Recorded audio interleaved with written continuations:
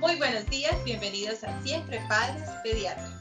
Y estamos muy felices de tener con nosotros al doctor Tito César Quintero, quien es médico psiquiatra con maestría en drogodependencia.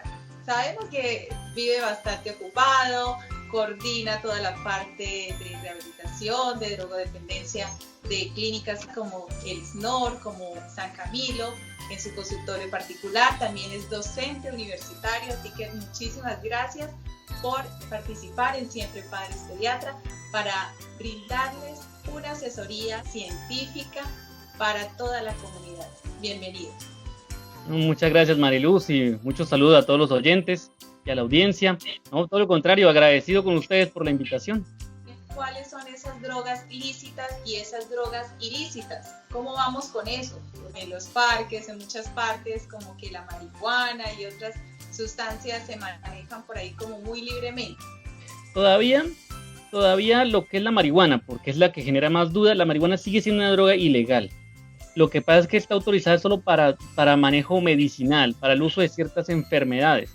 Pero el uso recreativo todavía en nuestro medio, digamos en el espacio público, como uso recreativo no está permitido. Por supuesto, las drogas legales son el alcohol y el cigarrillo, que desafortunadamente sí son muy comunes y muy aceptadas en nuestra sociedad, por lo cual en realidad en todo el espacio, en cualquier espacio público puede uno estar consumiendo. Y el resto de sustancias sí son ilegales, cocaína, bazuco, ácidos, LSD, diferentes tipos. Ya cada vez hay más sustancias, pero todavía esas, por supuesto, son ilegales.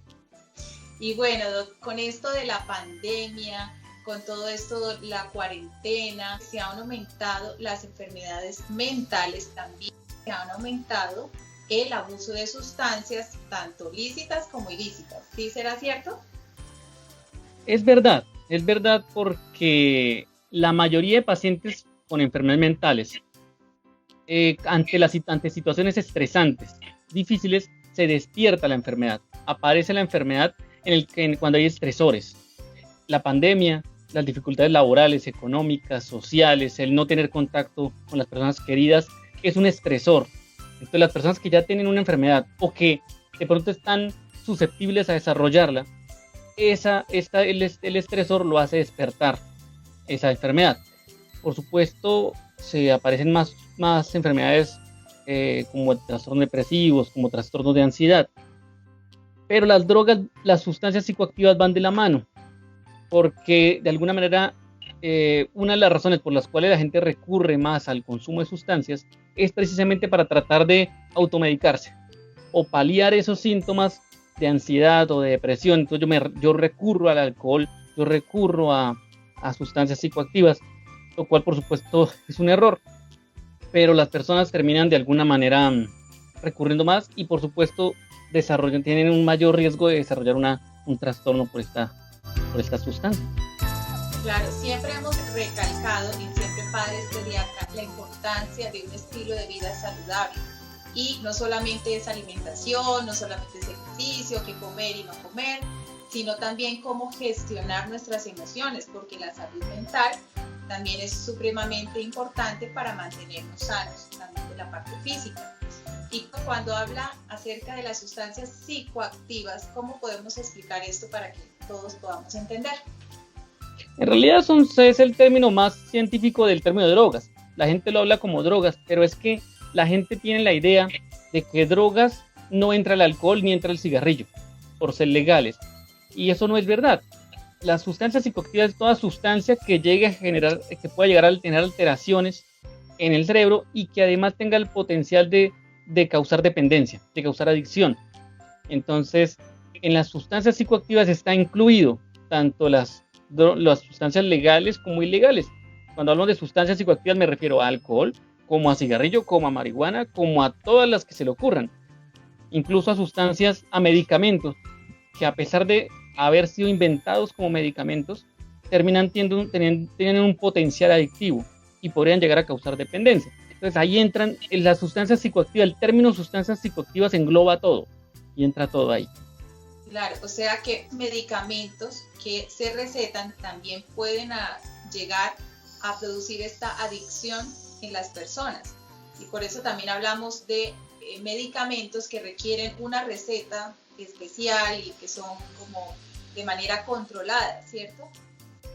Sí, se llaman medicamentos de control. No es que sean malos medicamentos, esos medicamentos son buenos, son muy buenos y hay que usarlos a veces, en ciertas enfermedades, en ciertas circunstancias hay que utilizarlos, pero mal utilizados pueden llegar a generar dependencia y adicciones y muchos problemas. Entonces, por eso digamos, como el Ministerio de Salud, la Secretaría de Salud de Santander tiene un formulario especial, un recetario oficial, y entonces no lo venden en cualquier farmacia. Si usted va a comprar uno de estos medicamentos, le van a pedir un recetario oficial, no la formulita normal, sino algo especial para eso. Claro. Pero tampoco quiero que la gente le tenga mucho, tampoco no es que no se puedan usar, ni tampoco es que estén prohibidos. Simplemente hay que saber usar, por eso solamente personas con entrenamiento los pueden mandar. Claro que sí, solo los médicos y médicos autorizados. ¿Y qué personas son como más susceptibles a volverse adictos a estas drogas? La gran mayoría de las personas ha consumido sustancias. Y me refiero, por ejemplo, al alcohol. En el último estudio nacional de consumo de sustancias dice que el 87% de la población, la gran mayoría, hemos consumido alguna vez alcohol. En algún momento de la vida, sí sea. En algún momento. Lo que pasa es que una cosa es el consumir y otra cosa es desarrollar una dependencia, ¿no? Entonces ahí donde toca diferenciar. El consumo muchas veces comienza, uno prueba la sustancia por curiosidad, por los amigos, por muchas cosas, sin imaginar, sin saber si uno llega a tener esa predisposición. Entonces es como lo importante, cómo saber, o lo difícil es cómo saber quién tiene esa predisposición y quién no. Porque el que tenga esa... ¿De pronto nacemos con esa predisposición genética? Entre otras cosas, sí, el factor genético es uno de los factores. En general, hay factores, digamos, de la sustancia. Hay sustancias que tienen más potencial adictivo, que pueden causar más dependencia que otras. Hay factores de la persona, individuales. Entonces ahí va la parte genética, va la parte de... Incluso el mismo género. Los hombres tienen una mayor predisposición a desarrollar una dependencia. La edad. En la adolescencia es donde más hay mayor riesgo de desarrollar ese problema, tener un trastorno mental o alguna enfermedad mental, y factores del ambiente. El factor del ambiente donde va la parte de la legalización de la sustancia, la accesibilidad, qué tan fácil es obtener la sustancia, otros factores ambientales con familiares, o sea, entonces la suma de todos los factores de la sustancia, personales más de la familia, más ambientales, es lo que termina generando, pues desarrollando la enfermedad, es el trastorno por el consumo de sustancias.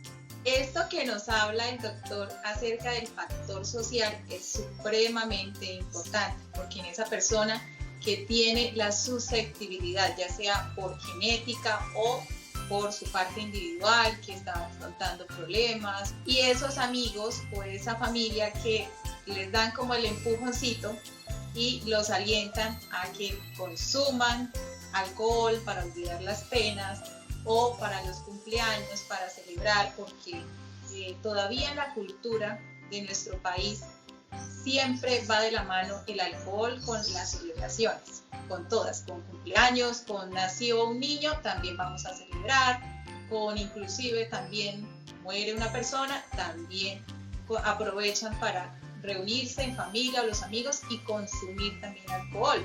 De igual manera con el cigarrillo y con las drogas, ¿sí?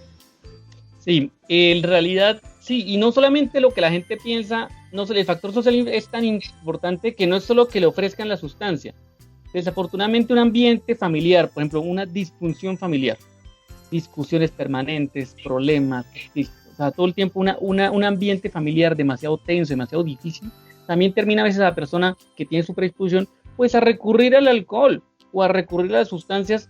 Los adolescentes dicen, no, para relajarme, para quitarnos los problemas.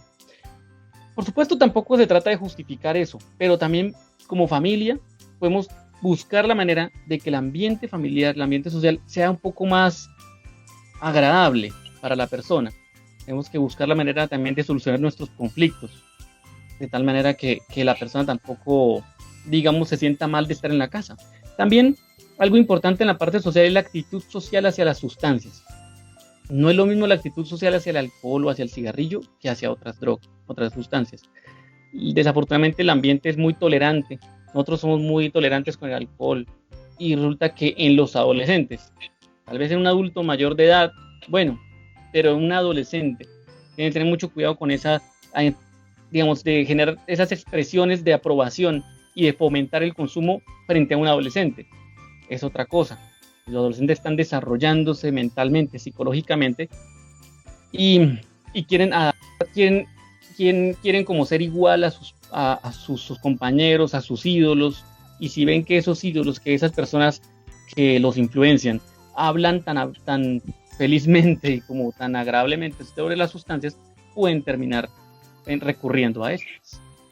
Claro, y cuando son los mismos padres los que les dan a probar a los hijos, venga y pruebe, mejor que pruebe en la casa, y no que vaya y pruebe en la calle con los amigos. Es que es un poco la cultura, pero también la educación que tenemos que tener todos. O sea, saber que los adolescentes no son adultos, los adolescentes son adolescentes, su desarrollo psicológico y emocional y afectivo todavía no está totalmente, no es lo mismo, venga, tome con otros, no, todavía no, usted es un adolescente, todavía no, frente a usted no vamos a tomar, o vamos a intentar evitar el contacto con sustancias frente a usted, ya en privado es otra cosa, con adultos, pero los adolescentes están en una susceptibilidad, en una edad que sumado con otros factores que puedan tener estresores en el colegio, con los amigos, pueden terminar como estando tensos, se sienten tensos y cuando consumen la sustancia, ya sea alcohol o cigarrillo, se sienten relajados. Entonces lo que queda para el adolescente en su cabeza es, esto me relaja, esto me hace sentir bien. Y una vez que entra eso en su cabeza, ya sacárselo no es tan fácil. Entonces ahí arranca un camino que tenemos que evitar, prevenir. Cuando se dio una cuarentena estricta, en la cual se cerraron bares, discotecas, restaurantes, incluso sitios donde las personas acostumbraban a departir con las bebidas alcohólicas, pero se podían comprar a domicilio.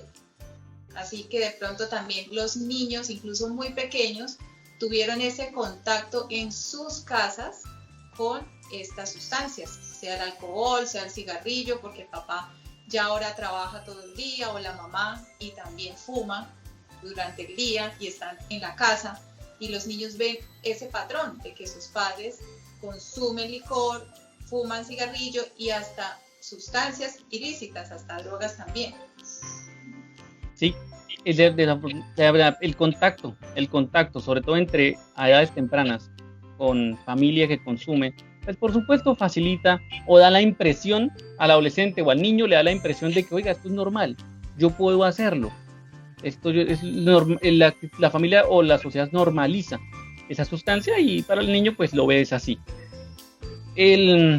La pandemia, bueno, con mis pacientes cosas curiosas, muchos pacientes que querían dejar de consumir al estar encerrados, les facilitó el no tener tanto acceso como antes, sobre todo cuando hablamos de sustancias ilícitas, les tocaba salir a buscarle y ya no pueden ir, entonces les facilitó, como a otros fue todo lo contrario, al no poder salir, al no poder consumirla, entonces les generó fue abstinencia, el deseo, el desespero y causó, entonces la familia lo veía más irritables y peleando y no se aguantaban y a veces tenían cierta abstinencia. Es como todo, pero sí lo que usted es cierto, la sociedad, la familia, el ambiente donde se mueve el niño o adolescente determina muchas cosas. Hay que ayudarlos para que no terminen tendiendo hacia allá, hay que protegerlos. Y por eso es tan importante el apoyo del médico psiquiatra, ¿sí? Que todavía en ciertas familias es un tabú. Es decir, ¿cómo así? Yo no estoy loco, yo no estoy loca, ¿cómo me va a mandar al psiquiatra? Fíjense la importancia que es de prevenir y controlar a tiempo un problema de drogadicción, tanto en niños como en adultos, y también pues en los adultos que no han podido lidiar con todo esto antes de la pandemia y ahorita ha sido más difícil. Pero de todas maneras se ha podido de pronto con la consulta virtual también apoyar a estas familias. Claro, eso ha facilitado. De hecho, muchos pacientes, o familias que consultan viven en lugares apartados, otras ciudades a veces, pero afortunadamente pues a través de las videollamadas se ha podido, por ejemplo, uno hace mucha asesoría a padres es mucha asesoría a las familias. Entonces a veces el muchacho no quiere mucho al psiquiatra, pero a la familia sí le interesa averiguar y saber si lo está haciendo bien o lo está haciendo mal. Entonces tienen una asesoría.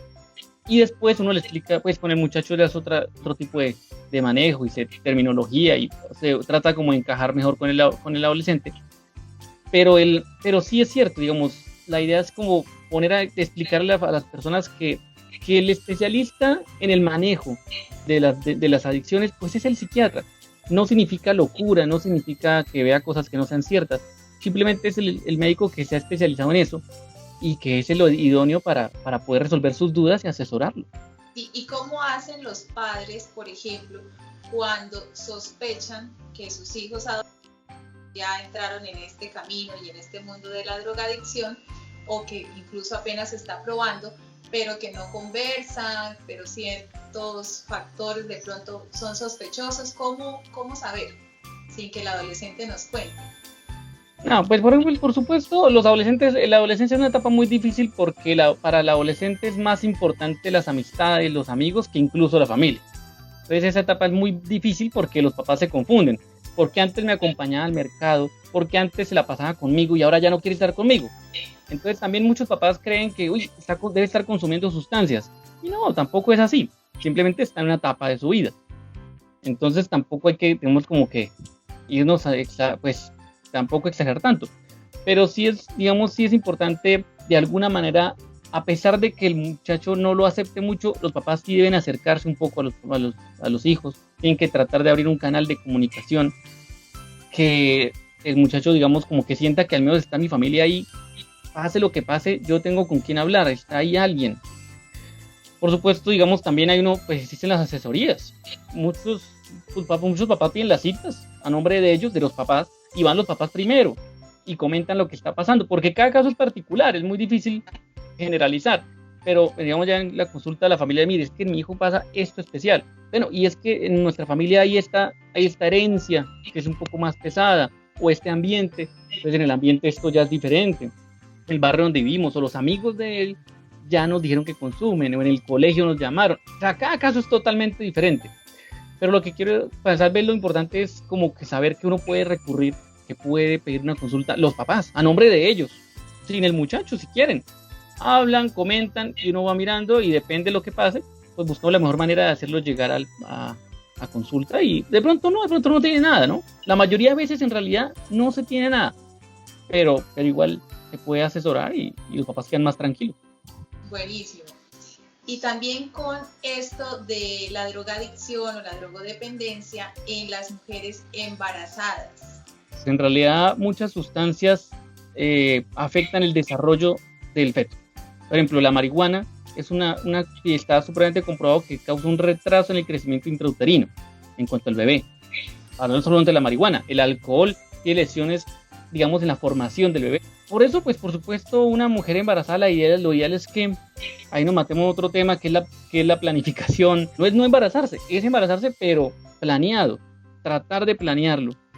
Porque si yo sé que consumo sustancias, yo soy un adulto, yo consumo sustancias, pero quiero quedar en embarazo, con mi familia quiero tener un hijo, entonces, ¿qué tengo que hacer?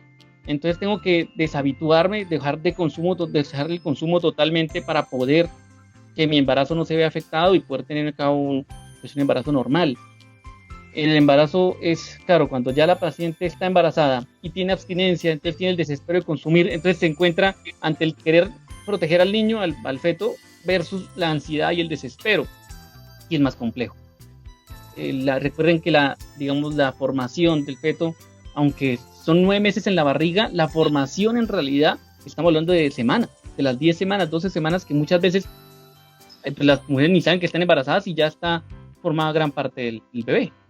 Claro, y ya tienen alteraciones en la formación de sus órganos para toda su vida, precisamente por el consumo de estas sustancias y también por ser fumadores pasivos, ¿cierto? También tenemos problemas en nuestra salud cuando no somos nosotros los dependientes al tabaco, pero sí un familiar, una persona que viva en nuestra casa y todo el tiempo esté fumando, pues todas las personas también van a tener este problema de aspirar todo el tiempo esos gases tóxicos y eso también va a afectar su salud, sobre todo en los niños.